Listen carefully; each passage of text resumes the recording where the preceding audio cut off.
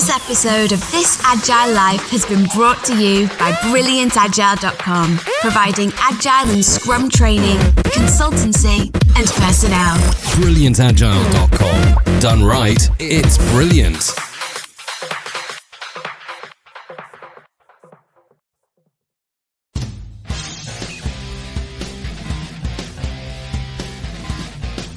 Recorded on Tuesday, November 20th, 2012, in St. Louis, Missouri. This Agile Life, Episode 7. Suck Less.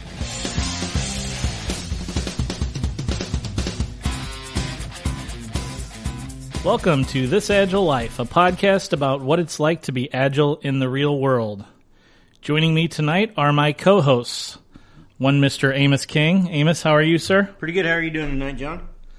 I'm doing well, maybe not quite as well as you. Hey, I only had 2, but I don't drink, so it's probably good. Two's enough to loosen up. 2's definitely enough for me to loosen up. Grease the skids. So, unless we want to mark this podcast tonight as explicit, it's going to sound like Morse code by the time we're done. Because it's beep, deep. I mean, every podcast with you always has the opportunity or proclivity for being marked as explicit. Don't tell my wife. I'll be in trouble. I don't talk like this at home.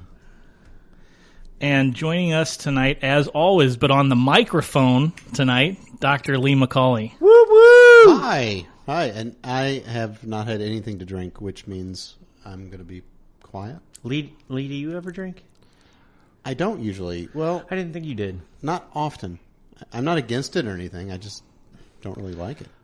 I keep threatening to bring booze in for these podcasts, and then I forget. And it's not because I don't want to bring it in. It's just that I'm forgetful when it comes to doing stuff like that.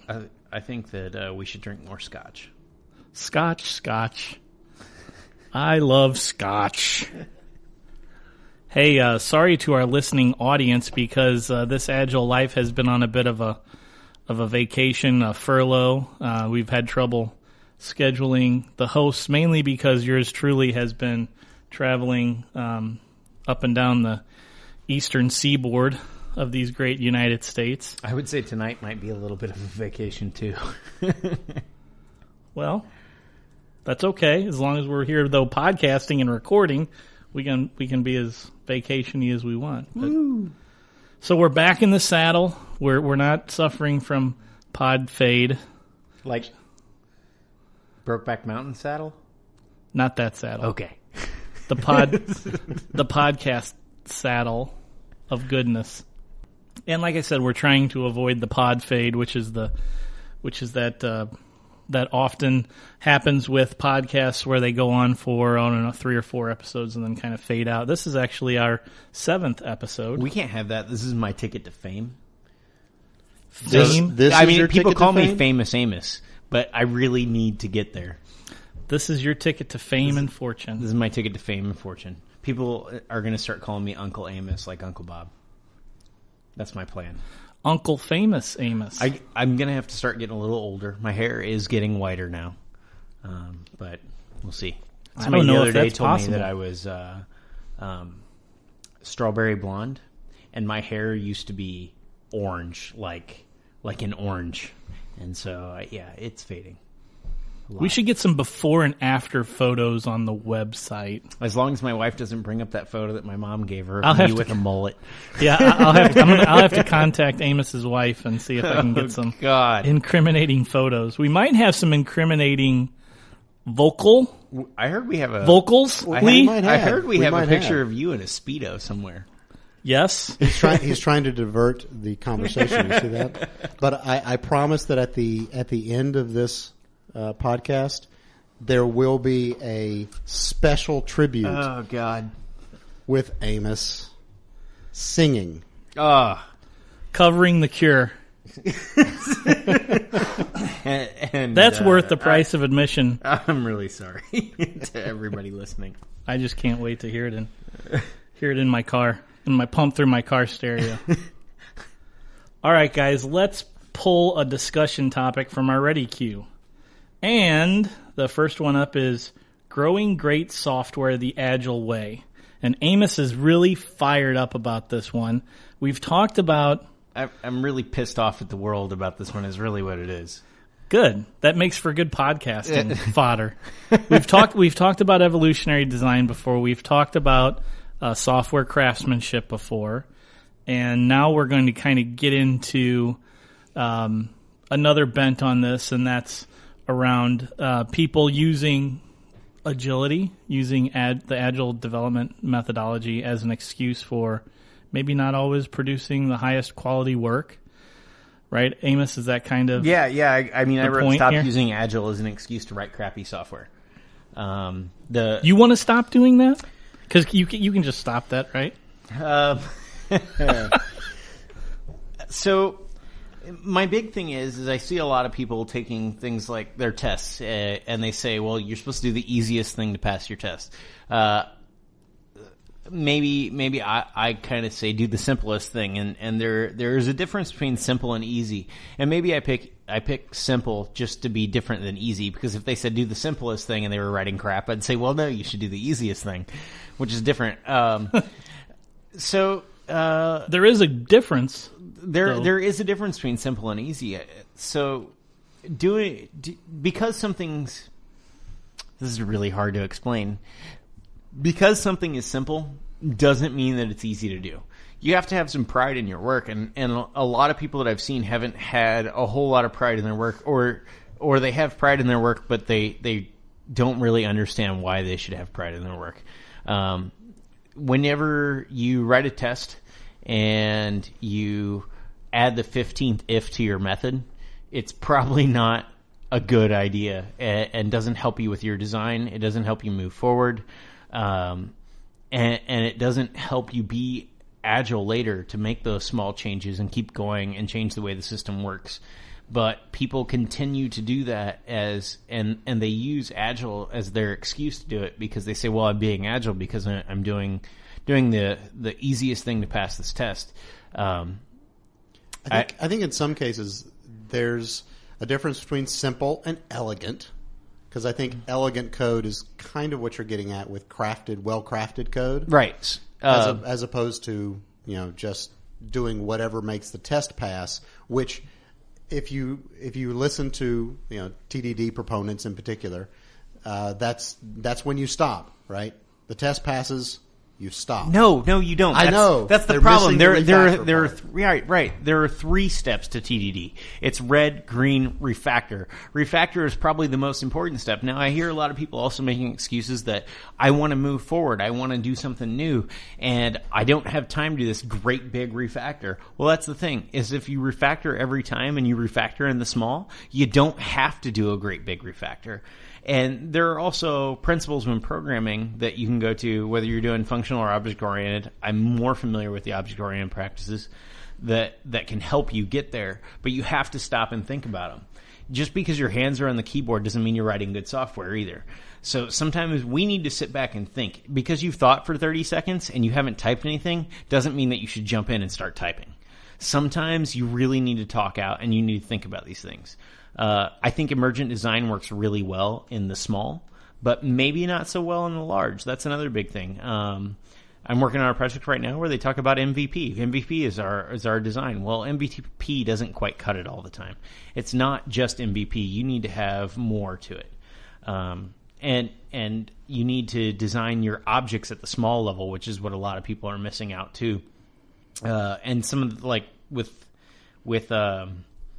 with object-oriented principles, one of the biggest wins that I've seen for anybody, if I can get them to do it, is to sit back and think of tell, don't ask. So anytime that you see where you're saying if and looking at the state of an object and then reacting to that state of an object instead of telling that object to do something, if you sit back and change that so that you just tell the object to do it and let that object look at its own state and determine that if, your tests get easier, you're simpler. Maybe not easier.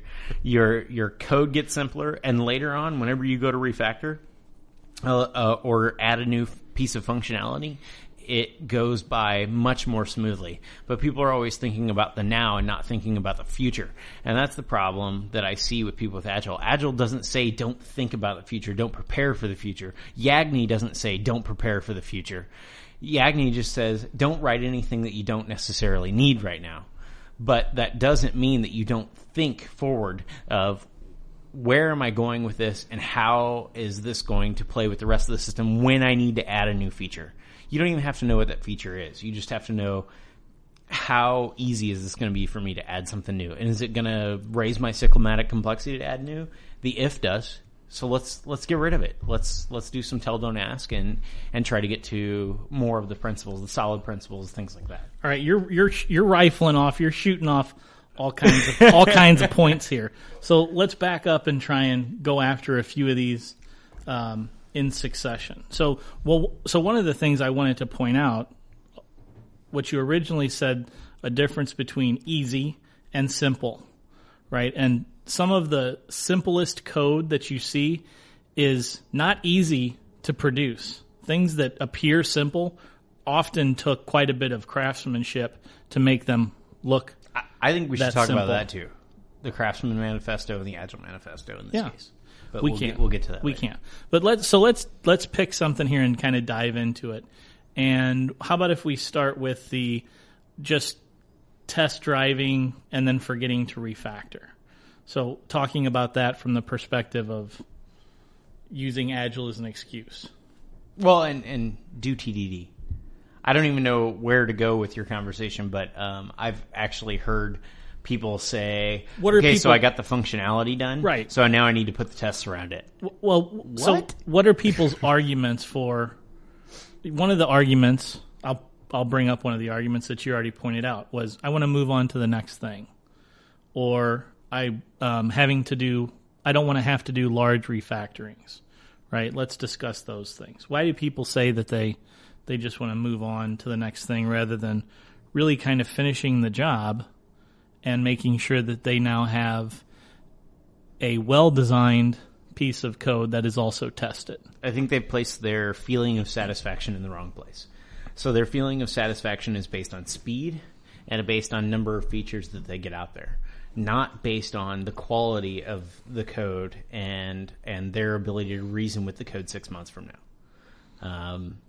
Which in the long run, if you sit back and you take that time to think and not just jump onto the next thing, you end up with less bugs. Maybe you catch another bug. Maybe you realize that you're missing a test and you work that out. And you jump into doing small refactorings, which then keep you from having to do the large refactorings, which I think is the big problem with people when they say, well, I don't want to do a large refactoring. Well, then you should refactor right after every test.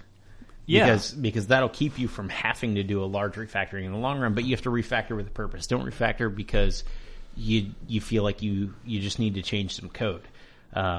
Almost by definition, doing a refactor should not be large. It should be small. It should be very focused. Well, that's the hard thing that I see for people too, is being able to refactor and not have to change a lot of the system. So what I will often do is wrap my refactorings within the method that I'm refactoring. If I'm creating a new object, I will refactor and create that new object in the place where I want to use it, and then push the creation of that refactoring out in the next commit. Push it up a level, push it up a level, push it up a level. So that seems to help a lot, is being able to get to that point where I can refactor in the small. And that is definitely a learned trait that a lot of people don't have that skill when they go to. I've seen a lot of refactorings where you take a user object and you create a new user object, and you ignore the user object, ignore all the tests, and completely write new tests, the new user object, and then you do a find and replace and rename so that the new user object becomes the user object and the user object disappears. That's not a refactoring, that's a rewriting. Lee, what do you think? How do you feel about it? I don't know. I mean, I've seen refactorings also that are done only in the small, without any knowledge or thought put towards how is this going to be used in the future. And so where it should have been refactored into a new abstract class, or creation of a couple of different interfaces and that sort of thing.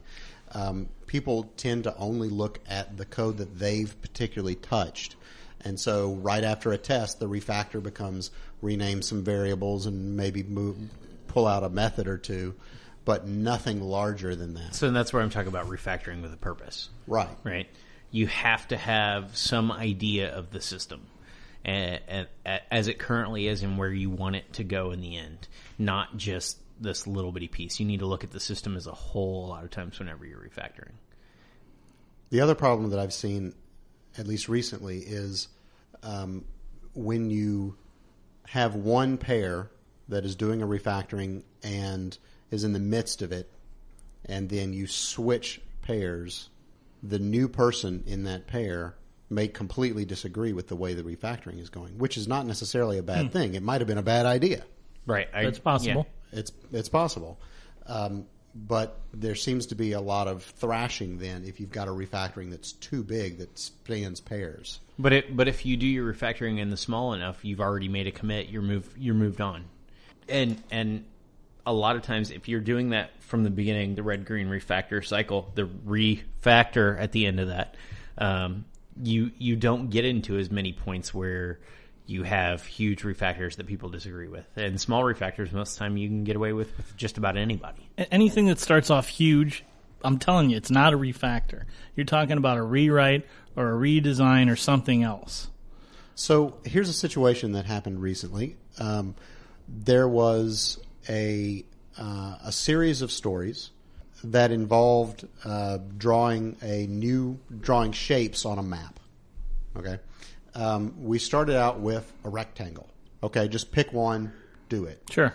Knowing that as soon as we got to the ellipse, we were going to be putting these into abstract objects, that sort of thing. And some of that refactoring and that construction was done in the first go around, but not all of it. So then, when the ellipse came, we had individual stories, none of which really touched the whole thing. But everybody on all of those stories kept saying, oh, when you get to this story, when you get to the next story, it'll force that refactoring. But everybody kept doing that until once you got to the point where you really couldn't get around it and it really was forced, it was a big refactor at that point. So why did they put it off? I'm not sure. That's a good question. That putting off of something sounds like a smell. Procrastination's like masturbation. Feels good at first. After a while, you realize you're just screwing yourself. Yeah. Well, there goes our explicit tag. It didn't take long, Lee. I think we're like 15 minutes into this. It's a smell that you continue to put something off. Either we can try and talk about what that smell is. I don't. Maybe it's because something's too overly complex. Maybe the story is too large, so you keep picking something smaller that's less important, but easier to digest, easier to handle.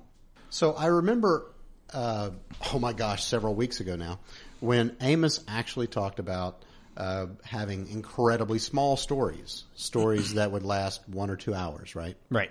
And that seems like a really good idea. But under these circumstances, and from what I've seen, it does seem to me that it would be the tendency of people in a team like that to do only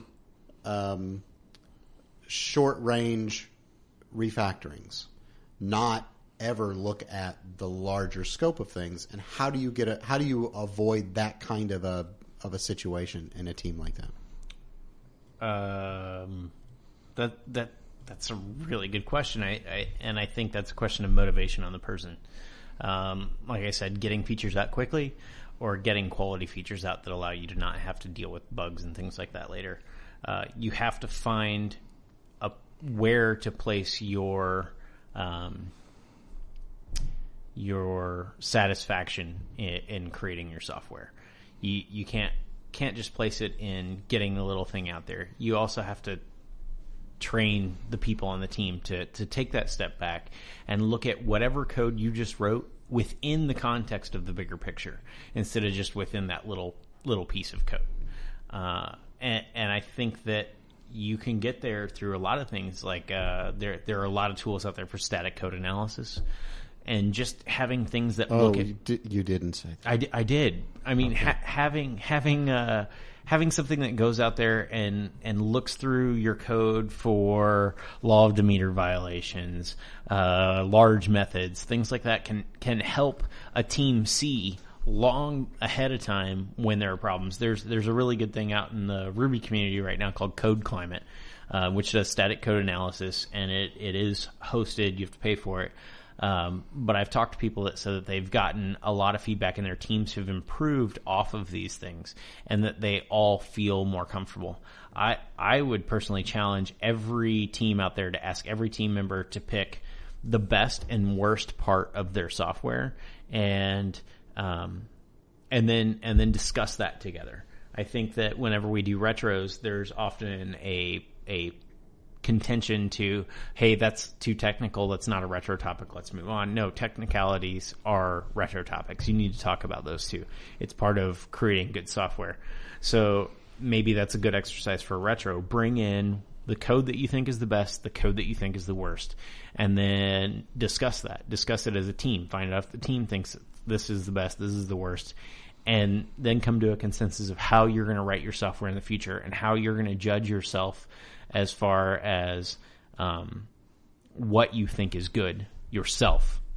Because if you can't get into it to where you are after a certain level of quality or speed that we've talked about, a lot of people are just after speed, then you won't fall into that group, and everybody else will either surpass you or the whole group will drop back into that, just hurrying up and moving on. So would you suggest adding things like PMD or find bugs directly into the Jenkins build or whatever your I think CI anything you can rig do to is? automate it, heck yeah.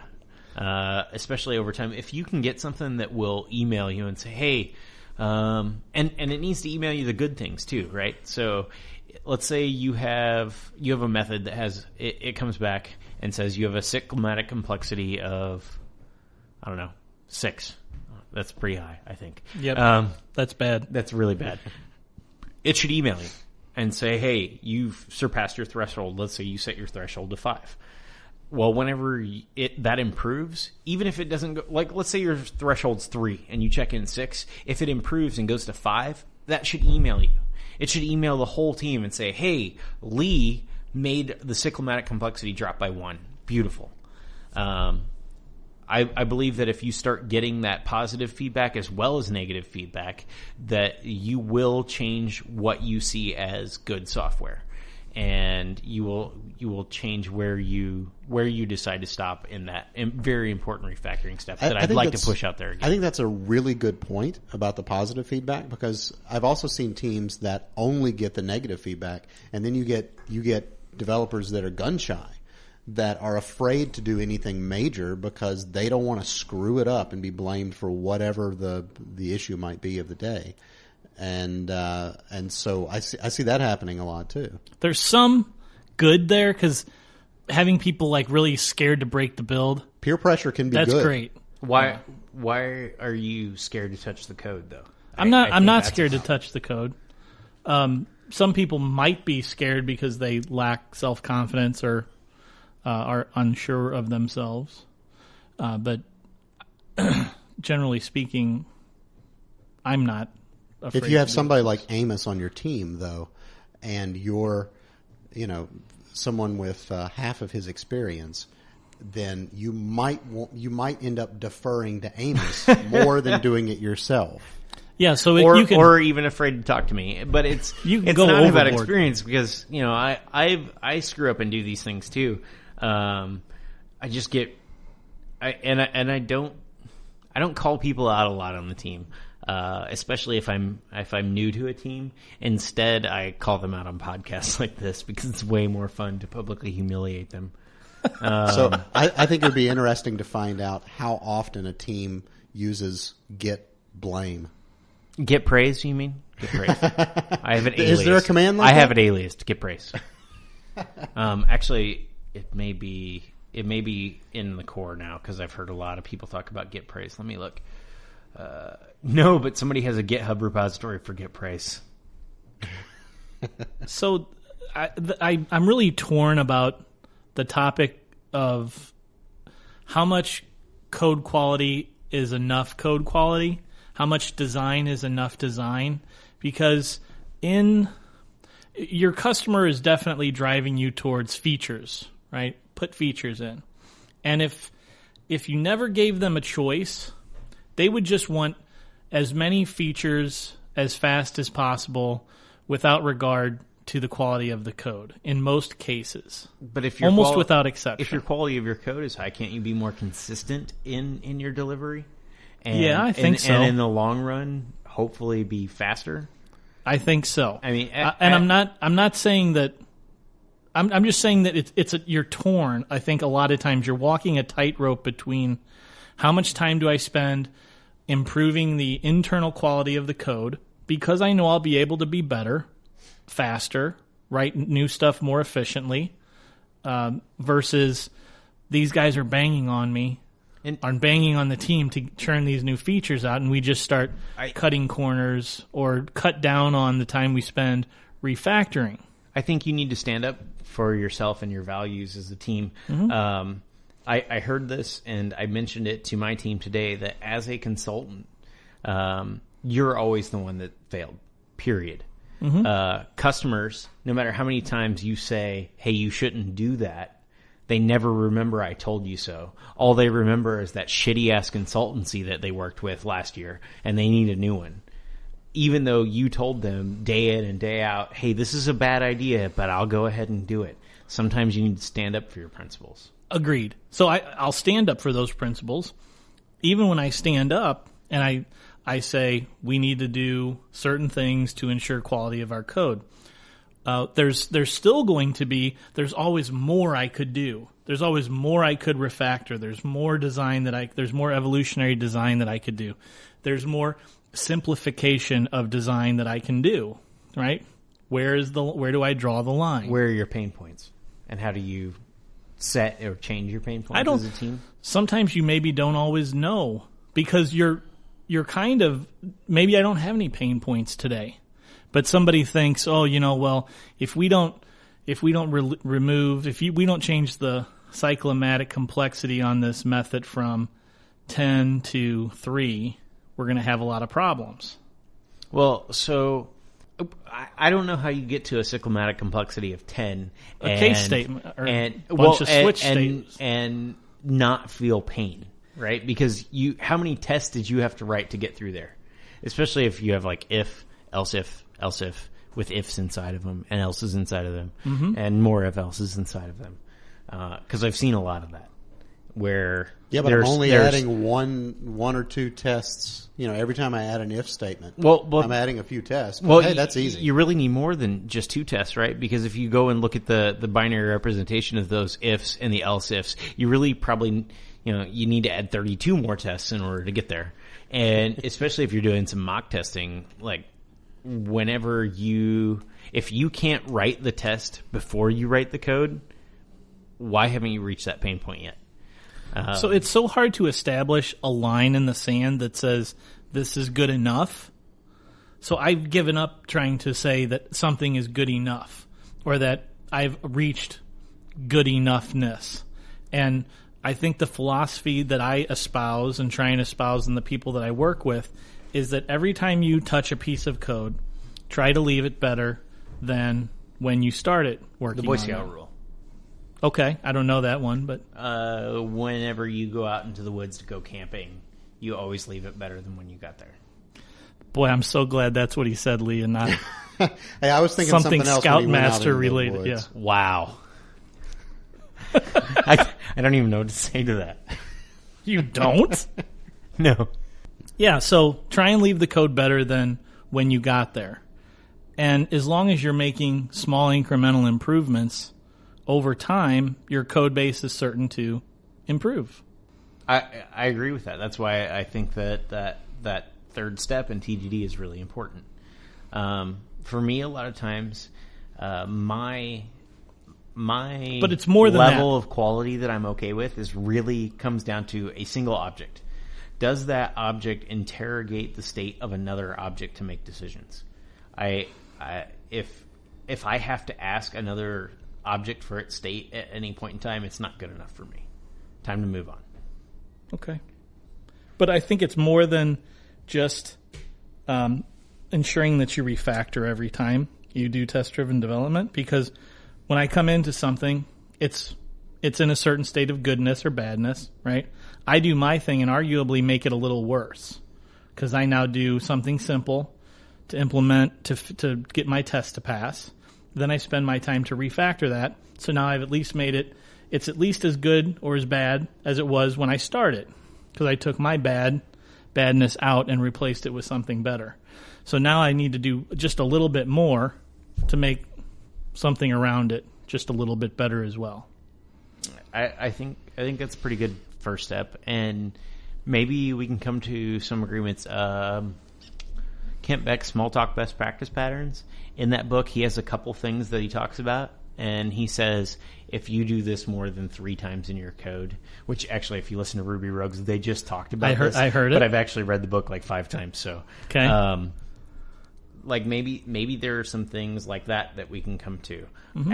as a team, and I'm not saying as a software group, like programmers in general, but as an individual team. Can a team come to a consensus that certain things, asking another object for its state, maybe we say, hey, a class should never ask another object for its state more than 3 times in a whole class, or more than once in a method.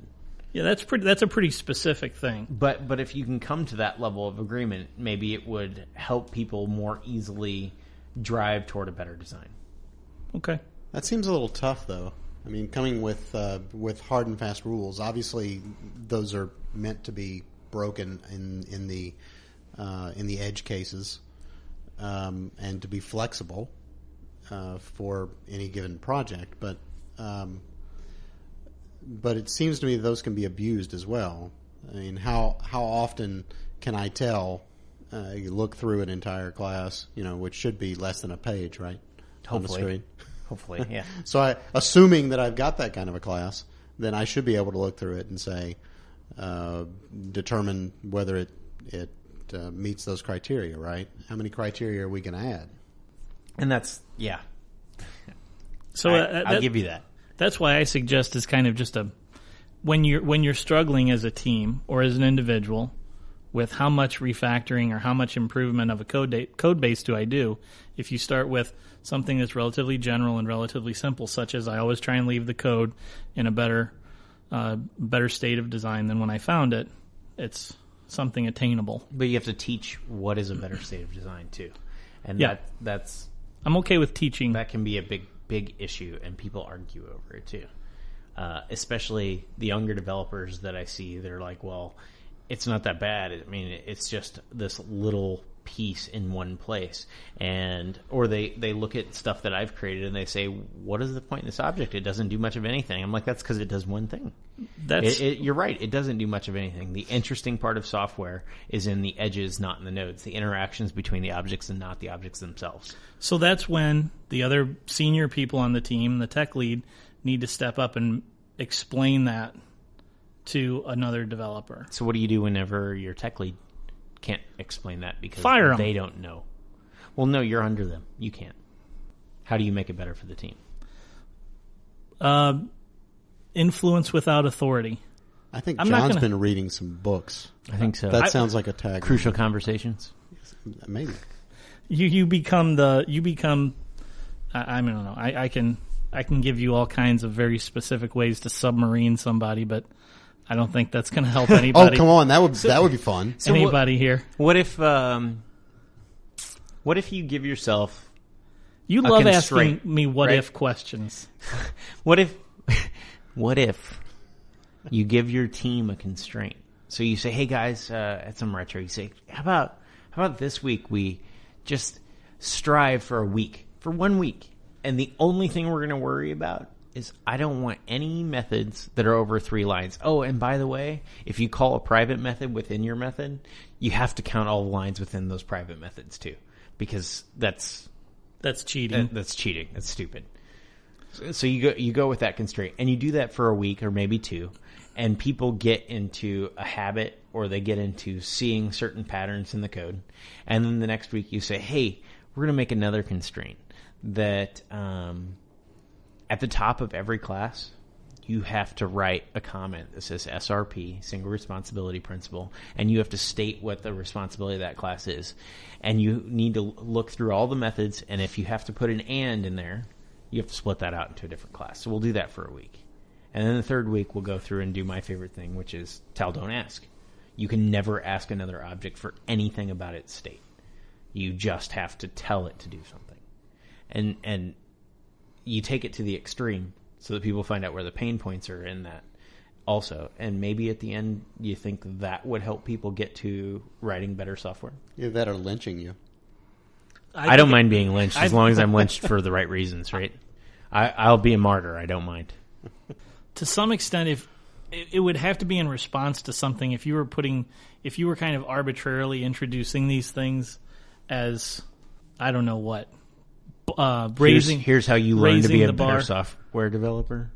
Yeah. Well, only somebody with an ego like yours could actually pull that off in the middle of it. I'm not nearly as egotistical as I try to sound on the podcast. I know that, but it's fun to bring it out. It is. I mean, I don't really try to sound this way on the podcast. I just feel more ornery when I'm on the podcast.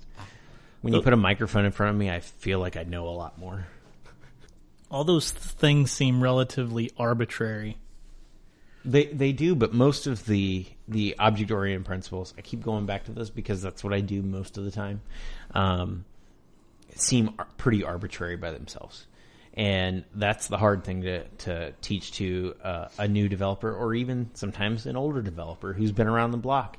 It's hard to show them the value in those things until they've built a large system under those values. I think it would be good. I think it would be good to, if you sit down and pair with a developer and you see that they're making very long methods, to challenge them, to put a challenge on the table and say, listen, for the next hour while we pair, all your methods have to be 3 lines. And then talk to them about, at the end of that time, how did that feel?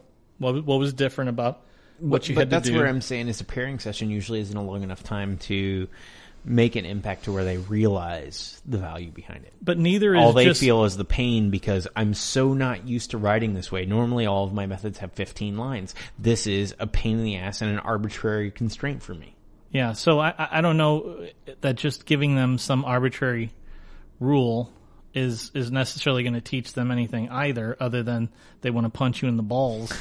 So what I did the other day is you're not allowed to go to retros anymore, remote yeah. pairing with a guy, and we talked about whether we open up Tmux or we open up a VNC session. And I said, nope, we're going to go to Google Hangouts and you're going to share your screen so that I can't type. And then I just talked the whole time. Afterwards, he sent me a thank you email, which just surprised the crap out of me because nobody's ever done anything like that. Normally people send me emails that are like, fuck you, I don't ever want to work with you again. Explicit! But he said, hey, thanks for the lesson. I think that our code ended up cleaner and all kinds of stuff. But I paired with him for 8 hours. And then I paired with him again for another half day, which I don't really like personally, but that's a different podcast. I think that taking that step back for me and just talking the entire time and having to explain everything really helped explain a lot of the things to him. But there were still a lot of things where he's like, this is arbitrary bullcrap that he didn't see until the second day that we were pairing together. And he's like, oh, now I see why you did that, because now I needed to add this other thing. And it was only 1 line of code, where if I'd done it in the other place, it would have been 6. See, so that's the difference. That's the difference exactly, because you were able to have a conversation. There was a learning that occurred because of something that you put but in it was later. A constraint. It wasn't at the time that I put the constraint on him. And that's the big problem, is because whenever you walk away and you're not pairing with that person anymore, then they go back to their old ways and they don't follow that constraint, so they never actually end up with the benefit of it unless you can be with them for a long period of time. And that's not very good for the overall health of the project, that nobody knows this piece of the software, because I had to work with this one guy on it for a long time for him to see the benefits of designing his code in a good way. I think it's a matter of, though, following up. If you had a pairing session with someone and you put that constraint on them and you pair switched and you didn't get back to that person for a while, you could, as a technical leader for the team, take some time out of your day to go over and say, how'd that work out after I put that constraint on you? What was hard? How did it make things better? And explore. And did you continue it? Explore that's that. usually the problem. I walk away, they go back. It's that conversation that causes the learning or draws the learning to the surface if it didn't occur naturally, and then embeds it into the person so that they take that forward, as opposed to, I hate Amos because he put this crazy constraint on me, and he's, I think he's off his bleeding nut. That's why he's starting to turn gray. Stress. Yeah. I mean, I want to be on projects that value writing good software and not value billing a client. And I think that other people want to be on those projects too, but all they can think about is speed and how fast they can do it. And that is valuing how much can I bill a client. So it sounds really like what we're talking about is building a culture, right? And that's really tough if you've got team members that don't share that culture, or at least not enough of the team shares that culture. So the real trouble then, it sounds like what we're talking about is, how do you start to incorporate and create that culture inside of a team that doesn't have it already? Only one person has it, you. And how do you do that? How do you build it? I mean, I think that's what the whole conversation has been about. And that's why we have Lee on the podcast, is because he has these great insights. So Lee, how do you build that culture? It generally involves whips and chains. No. That's the easy way, though. Can you stop talking about my bedroom life? Explicit! Oh, it's not sexual. I just get punished. I see. Now I understand better. I don't know. I would love to learn how to do that. I mean, I think if you're in a tech lead position, okay, yeah, you can manage it. It's a lot easier if you're in that position. But if I've been brought into teams before where I was explicitly told by management that my job was to help improve the code and the quality, but I wasn't the tech lead, and the tech lead was somebody who just didn't care or didn't have enough experience out there in order to drive a team in that direction. So how did you deal with that? So how do you up manage? Okay, right? No. I asked the question first. Yeah, but I used up manage. Like Tice. Crap. So since I used the bigger word, I win. You ticed him. Which John and I touched on this a little earlier. Is how do you motivate the team, and how do you motivate members of the team whenever you might have a project manager or a tech lead who is not motivating in the same direction?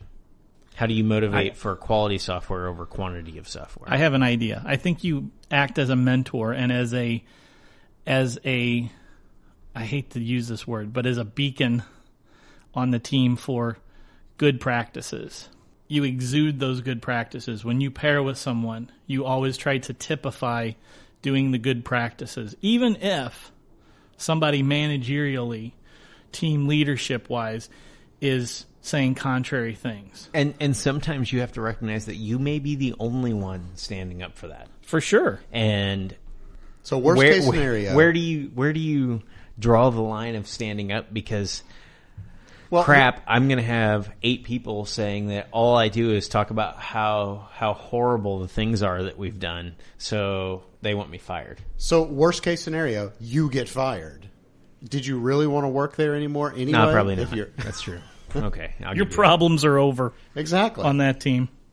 Did we talk that out? I mean, I think that was there's a lot to the topic of where's the line for good quality software, and also how people use not only Agile. I think this is an Agile podcast, so we specifically talked about this in reference to Agile development. People hiding behind reasons why they write crappy software, right? And we came up with a number of them. I mean, demands from customers, people use that as an excuse to That's the biggest one. write crappy software. So I think that what I've learned from this conversation is that Agile, as people have said to me before, is not about practices. It really is about an attitude. And what we're talking about is an attitude for software craftsmanship. And that's kind of the banner that people fly Agile with at the moment is Agile, at least for us, is our banner for software craftsmanship. It isn't necessarily this set of practices. So we have the Agile Manifesto and the Software Craftsmanship Manifesto. One of the lines of the Agile Manifesto is working software over comprehensive documentation, and it talks about working software. So the Software Craftsmanship Manifesto really takes the Agile Manifesto and extends it, and it says not only working software, but also well-crafted software. Not only responding to change, but also steadily adding value. Not only individuals and interactions, but also a community of professionals. So building that team, building well-crafted software, always adding value, even in the refactoring step of TDD. And not only customer collaboration, but also productive partnerships. So you have to be able to sit and talk with your customer about the goals of creating a more solid piece of software instead of just a whole bunch of features. So do we need a new name that goes above and beyond Agile? I don't know. I think we just need people to stop hiding behind principles and hiding behind terms to say that they're not doing the best they possibly can, and don't use the customer as an excuse. Because most customers, if you can sit down and have an honest conversation with them, and it might take some time, that's hard work.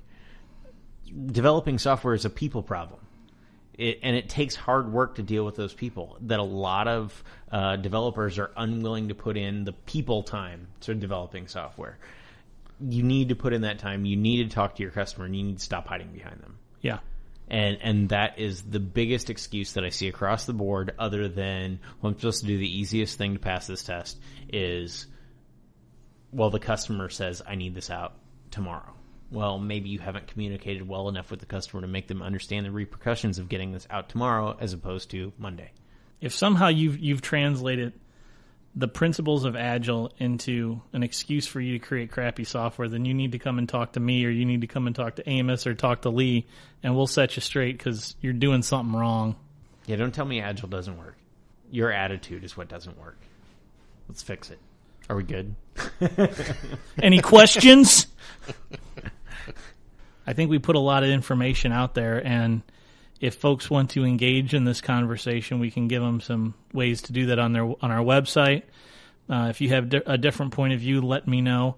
We'll get you on the podcast and let you debate it over with us. I would love to have some people talk about this, and it's not even a different point of view, but maybe you have some more insight into one of the things we talked about tonight, or something that we completely missed that you would like to espouse upon. We would gladly have you on.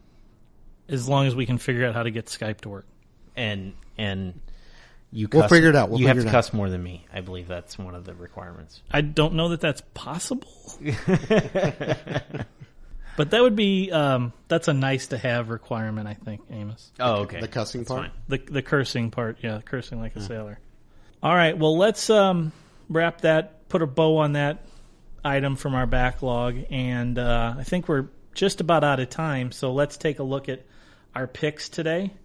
And I'll go first. My pick, I have one pick today. Yesterday I attended the inaugural kickoff meeting for the St. Louis Limited Whip Society. And while I know that most of you maybe are not in St. Louis, or maybe most of you are in St. Louis, maybe most of you listening are my friends and family, you should check out, I encourage you to check out a Limited Whip Society in your neck of the woods. They're all around the world. They're worldwide. And if you live in a town of any significant size, you'll probably be able to find one within a 20 or 30-minute drive, and they usually meet monthly at least. A lot of them can be found on meetup.com. So plug for Limited Whip Society, and if you want to participate in the St. Louis Limited Whip Society, great. So that's my pick. Lee, I don't know if you have a pick, so we'll go. I do actually have a pick. Oh, you're ready. We'll go to Lee. I am ready. So I started a project a couple of weeks ago that required that I keep track of my time a little more accurately than just, okay, I spent 8 hours working on this today. So I had individual tasks that we have to put hours to, and so I got this app on my Android phone called Timesheet Time Tracker. It's free, and it was fantastic. I can now just put in the story number in as a project and start working on it. When I stop it, and I have the most accurate time logging of anybody on the team. So you have to manually. His hours say like 1.3725 hours. I love that. They could. You have to manually then input it into our official time tracking I do. system. It doesn't actually download it directly. Well, we need to talk to the team here that handles our time tracking software. I agree. And get some APIs out there. That'd be cool. That would be sweet. That sounds like maybe something for. No, I'll think about it. Not me. Okay. Was that it, Lee? That's my pick. pick. Yep. See what Amos's So pick is. I actually have 2 picks. I actually only had one, but I had to one up John. So you said the Limited Whip Society, and I say user groups in general. Meetups in general. Meetups in general. Go out to those meetups. Start talking about software and learn from other people, not just yourself, on how to write quality software and how to write it quickly. Because there are a lot of people out there who have a lot of interesting things to say on it. And a lot of user groups that I've been to have free food from recruiters and free pizza, and then you can run into recruiters who want to offer you lots of money to do jobs that you really don't want to do. You can. And then my pick number 2 is really semantic markup and HTML, CSS. Stop naming classes on your methods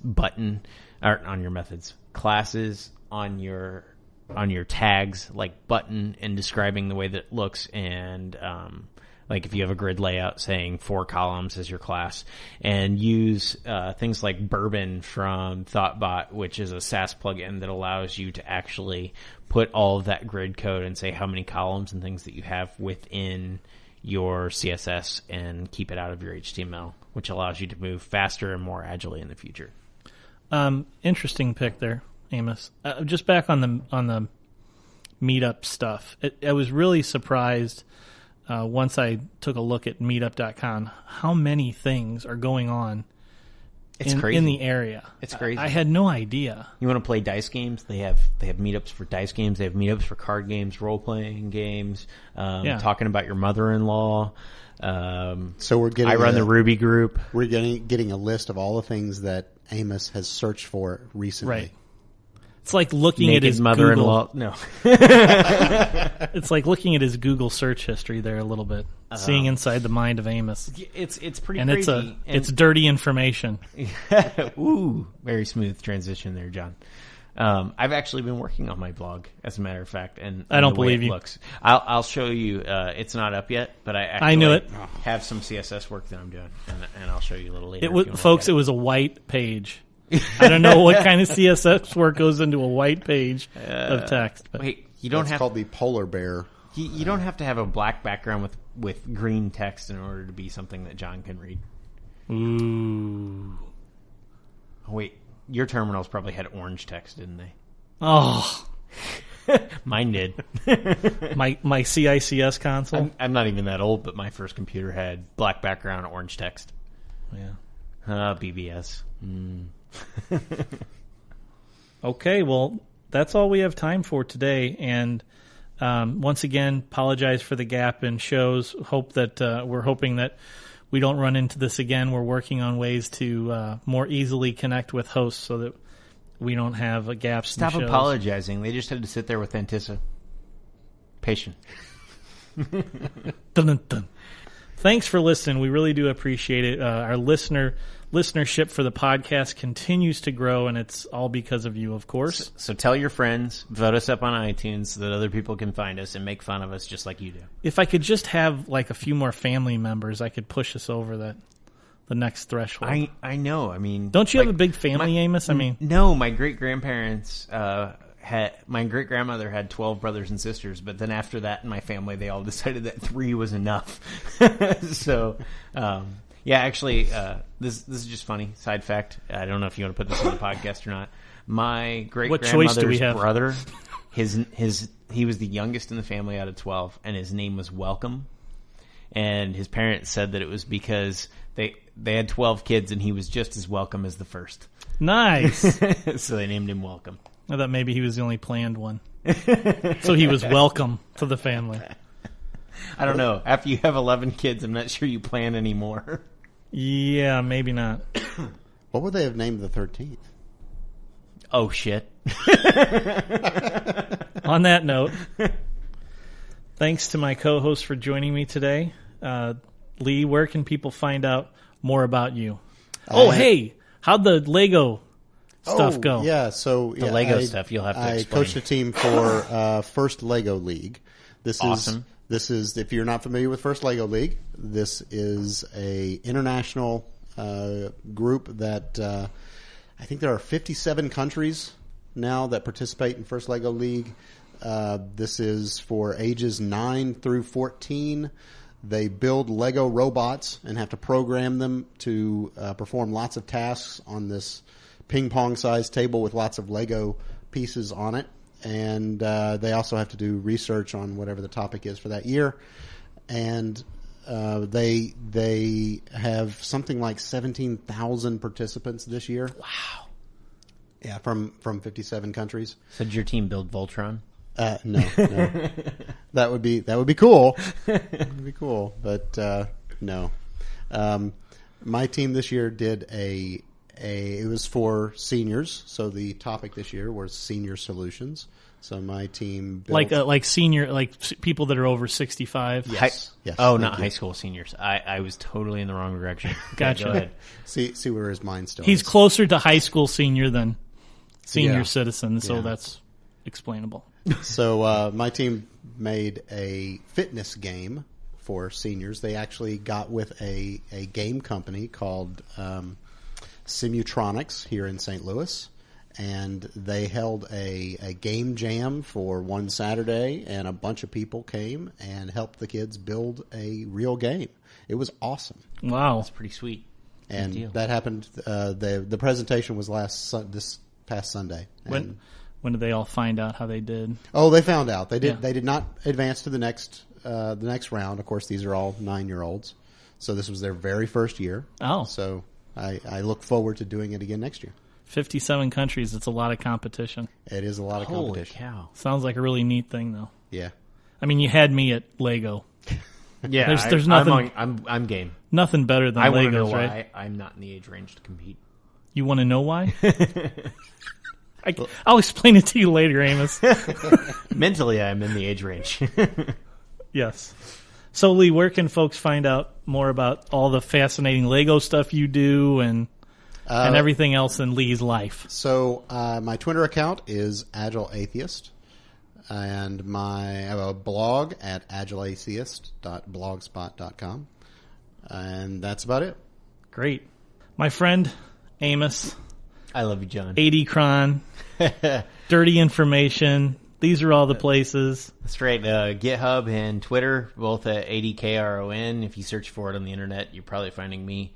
Also, my dirtyinformation.com blog, which I am actually finally working on some CSS. I decided that it's time to move past the black on white text. It'll probably still be black text on white background, but there will be some enhancements to the way it looks and the way it works. It'll coming just out be very soon. better CSS, black background on white text. That's right. Yeah. I mean, I like high contrast. It's good. All the old blind people really appreciate that. You have a lot of old blind people that come to your blog? Yeah. Okay. Why not? As far as he can tell. I don't know. I can't see them. And I'm John Sextro. You can find me on Twitter at JCSextro. We also have a Twitter handle for the podcast at This Agile Life. You can check us out there. I try and tweet out stuff regularly during the week about Agile interesting blog posts, interesting news stories that are going on. And you can find us on our website at thisagilelife.com. That's where we post all the show notes for the podcast, and we'll put links up there for any of the interesting content that we talked about. And it looks better than my blog. No question. Thanks, guys. That's it. And keep living this agile life.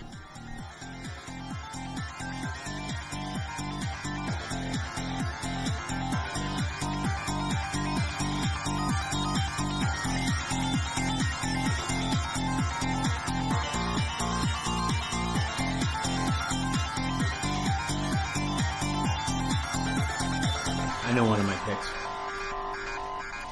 The RubyConf? No, The Cure. You know their song Friday I'm in Love? Mm-hmm. There's a t-shirt for Friday I'm in Love. And it's like a calendar of Monday through Friday. And I can sing the whole song just by looking at the shirt. It's pretty awesome. Here, I'll show it to you. I don't care if Monday's blue, Tuesday's gray, and Wednesday too. Thursday, I don't care about you, but Friday, I'm in love. Monday, you could fall apart. Tuesday, Wednesday, break my heart. Thursday doesn't even start. It's Friday, I'm in love. I don't care if Monday's black, Tuesday, Wednesday, heart attack. Thursday, never looking back. It's Friday, I'm in love. Monday, I could lose my head. Tuesday, Wednesday, stay in bed. Thursday, stare at the wall instead. It's Friday. That's awesome. Love that shirt.